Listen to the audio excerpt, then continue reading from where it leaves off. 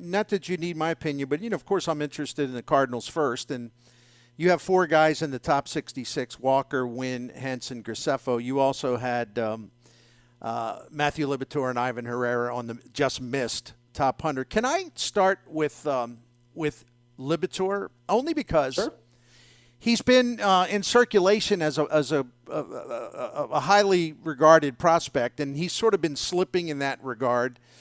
And I know he just turned 23. I know that he's still, in effect, developing. But has his development plateaued, I guess is the best way to put it. What's your opinion of that? Yes and no. I think there's some truth to that, right? He's not really changed or improved as a pitcher in the last, I think it's fair to say in the last 2 years. I think that's probably accurate. But I also don't look at him as someone who can't improve, right? There are certainly plenty of players where you look and say, this is just it. This is what you see is what you get. WYSIWYG for the old programmers out there like myself. Where I see Liberatore, I still see a lot of potential, and not just because of his age, obviously that helps, but because I think he's pretty athletic. My understanding, even going back to when he was with Tampa, is that people liked the kid and thought he took instruction well, and that his delivery is pretty good, which gives you lots to work with. I think we all kind of know what's going on with him, and the primary issue is just that his fastball, now that we have so much more data available on individual pitches and their characteristics just beyond, say, velocity, his fastball plays down. It's kind of straight. Hitters hit it harder than they should given its velocity, but there are some things you can do with some pitchers to address that, whether it's changing a grip, adding a cutter. It could be, some teams have elaborate pitch design labs to try to work with pitchers to improve the characteristics on their fastball. So getting them to throw harder is nice, but the pitcher's got to move or have some deception. There's lots of ways you can go with this. And I think he'll be a big test for the Cardinals, too, in that obviously they want success there, having given up Randy Arozarena to get him. And I think they are counting on him a little bit. If he doesn't work out as a starter, it's a little bit of a hit to them. And he could really help them this year. Yeah, and there's no doubt about it. And they may really need him to be in that rotation in 2024, depending on what happens with a couple of their free agents to be. And if I can just follow up on that, sure. Not that I'm obsessed with Liberatore, but maybe just a little. I remember when I started doing this show on KFNS and you were on, and this would have been a couple of years ago, and I remember you talked about the fastball, and I thought it was really great information to kind of figure out where he is and what he needs to work on.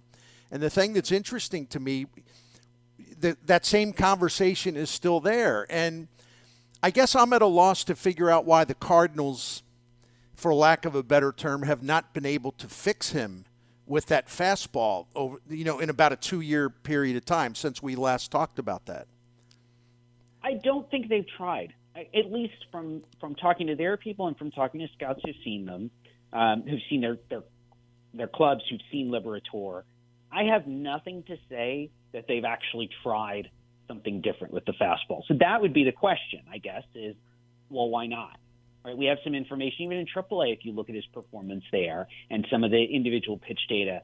Hey, this guy, his fastball got hit kind of hard there. And AAA is, it's kind of a mess from a scouting perspective, but I do think there's some utility in looking at performance and pitch data from that level, because you have a lot of guys who've played in the majors on both sides of the ball, right? So they may not be good major leaguers necessarily, but I always feel like when you've got, in this case, a hitter who's been in the big league, he's seen big league pitching, couldn't hit them well enough to stay there, but he comes back down to AAA, and he's like, well, this is easy, right? I just saw, right, Justin Verlander, right? You're not Justin Verlander, and so they're a better challenge for pitchers who do spend time at the AAA level. So we have some information saying Liberatore's got an issue with the fastball that he's got to work on.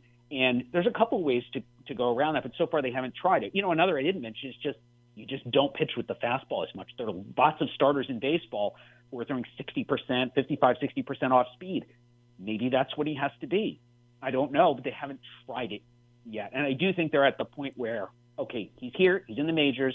We have to try something different because the current formula isn't quite working.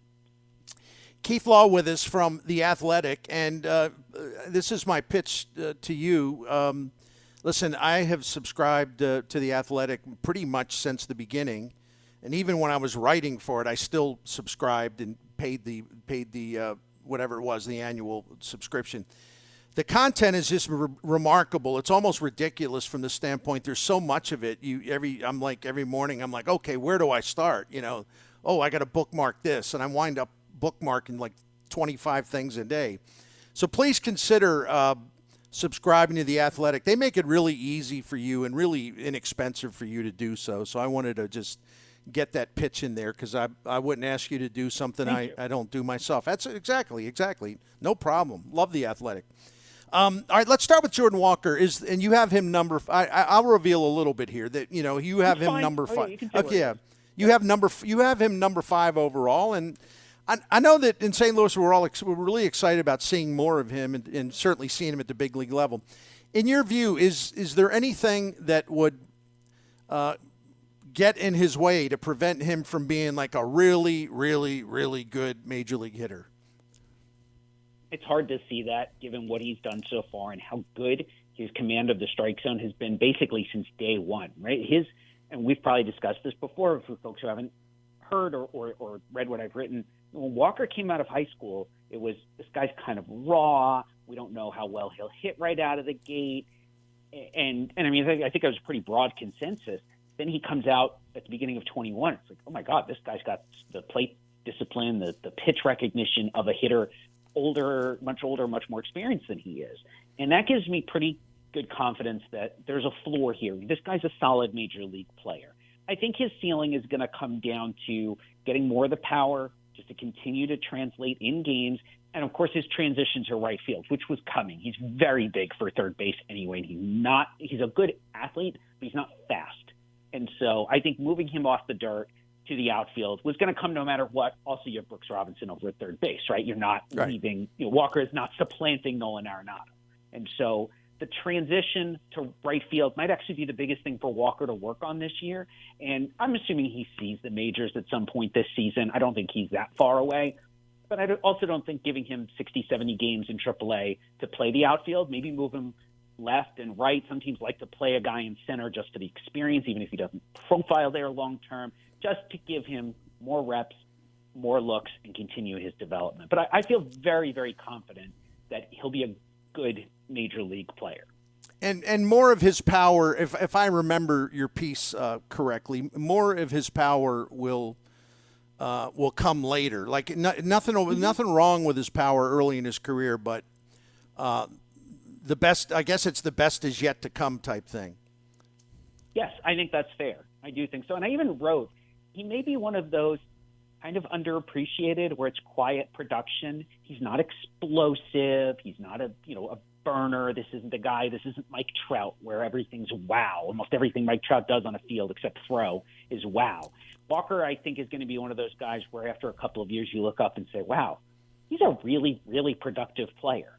And maybe he's not the best player on your team, but he's really consistently productive across the board. And a guy you're much better off as a team for having him, even if he's maybe not necessarily the best player on the roster. You have Mason Winn at number 46, and he's another fast riser. And you had a lot of positive things to say about his tools, especially that arm. What do you think is going to be his upside offensively?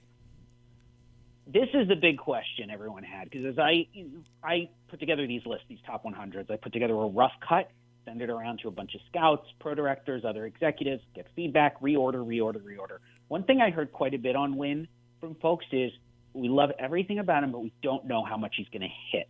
And I agree with that. He's got crazy bat speed, and he actually has a pretty good idea of what he's doing at the plate. I saw him in fall league, and he took some of the best at-bats out of anybody I saw out there. Give credit to the Cardinals. They sent the best group of prospects any team sent to fall league this year. I greatly appreciate that. But I do wonder if there's going to be much impact with the batter, if this is going to be a guy who does something. He is not a zero offensively, but a huge part of his value is just he's a great defensive shortstop with an obviously off-the-charts arm strength and a plus-plus runner who steals some bases. But maybe it's a lot of singles, handful of doubles, draw some walks, but not a whole lot more impact than that. And there might be some swing and miss, even with that bat speed. There's such a thing as having your bat kind of in and out of the zone a little too quickly. So you're not really squaring up the ball for impact, for harder contact that just translates to more base hits. And that's why I kind of split the baby a little bit with him. Where on tools, he's a top 20 prospect. But I've got to consider the possibility that, maybe he just doesn't hit enough at all, and he's more of a utility guy. I don't think that's what he is, but that's a possibility. There's a wide range of outcomes with him. Whereas with Walker, I think there's a pretty narrow range of outcomes. I don't really see a scenario where Jordan Walker isn't a solid big leaguer. It's hard for me to imagine given what he's done. Winn, on the other hand, could be a star, but he could also be a guy who really isn't good enough to play every day. Yeah, it'll be interesting. He is so intriguing. This will be a big year for him coming up. To see what he does. Presumably a full year of AAA or close to it. You have Tink Hence, the young right-handed pitcher at number 63, and this guy, based on your description, based on other things I've been told about him, is a really, really exciting talent. Is he missing anything, so to speak? Does he pretty much have everything you're looking for when you check the boxes? Honestly, it's work, right? He has just not pitched very much. And he was hurt in 2021. He was super young when they drafted him. He was 17 when they drafted him. He was hurt in 2021, never had surgery, but his shoulder was tender. I think he only threw 7 or 8 innings the whole year. So he was on a really tight program this year to manage his workload. And they still sent him to fall league, which is great because you could be too conservative. I do think you have to let these guys pitch. And he looked great in fall league. But during the season, it was 3 innings, 3 innings, 3 innings. Fall league, it was just 1 inning at a time just to extend his season, get him a little more work. But, I had this argument with a few people. They said, how can you say Tink Hence is a starter? And, my answer is he's like a high school, I guess now he'd be like a college freshman, basically.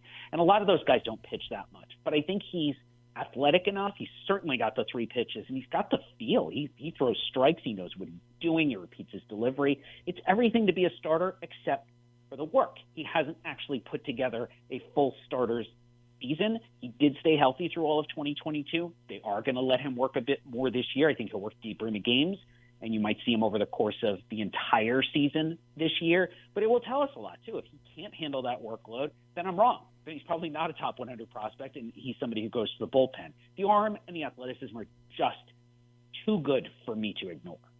Yeah, I look forward to watching him. I'll probably be getting on MILB.com to catch some of his starts.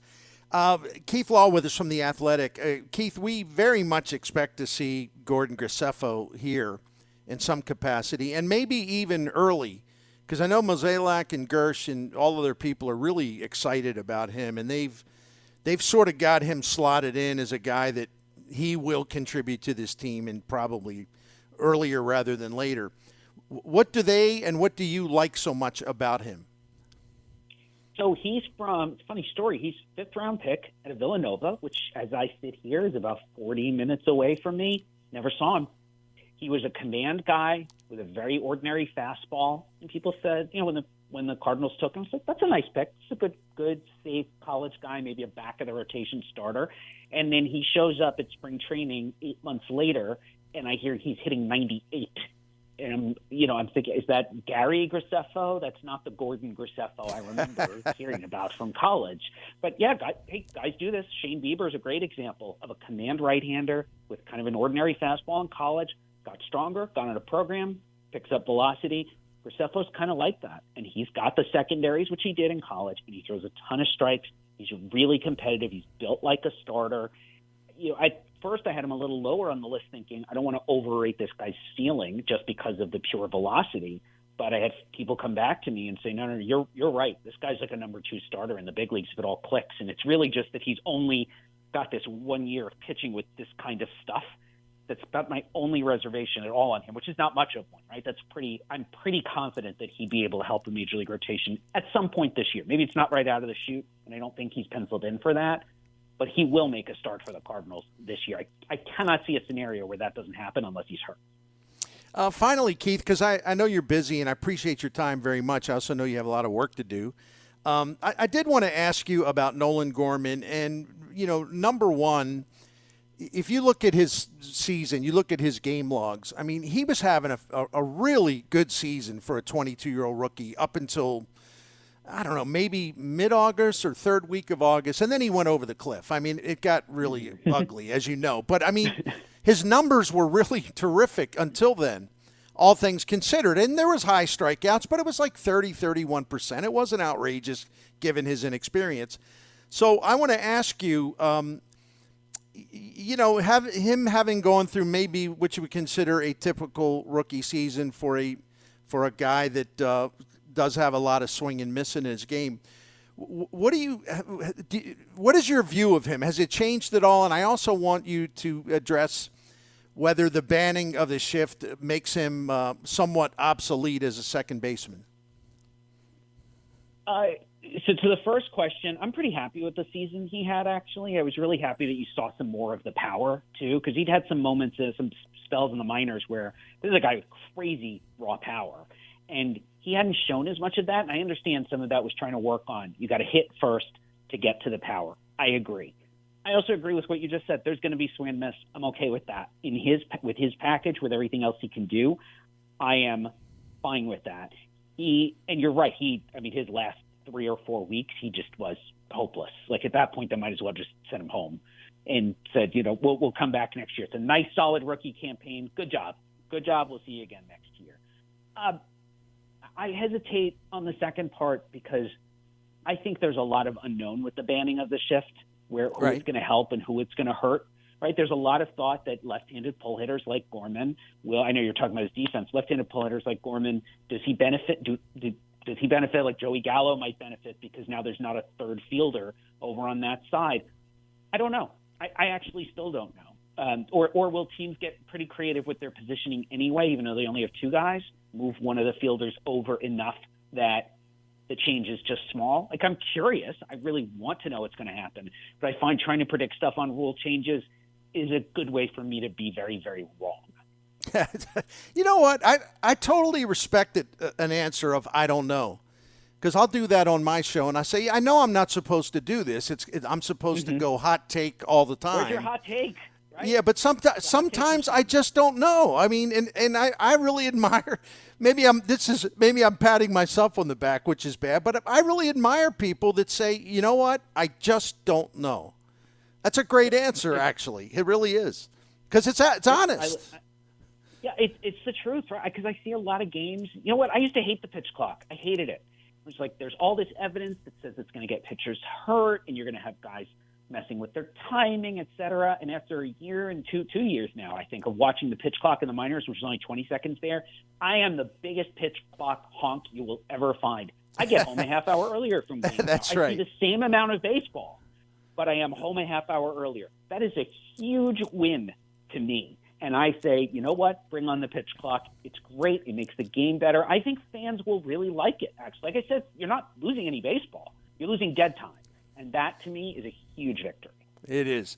Hey, please follow Keith Law on Twitter at his name, Keith Law. And the timing is right, because not only some of his content and some of the stuff he's got coming out, but he's jabbing at Orioles fans in a very creative way. I'll leave it at that. You have to go to at Keith Law on Twitter.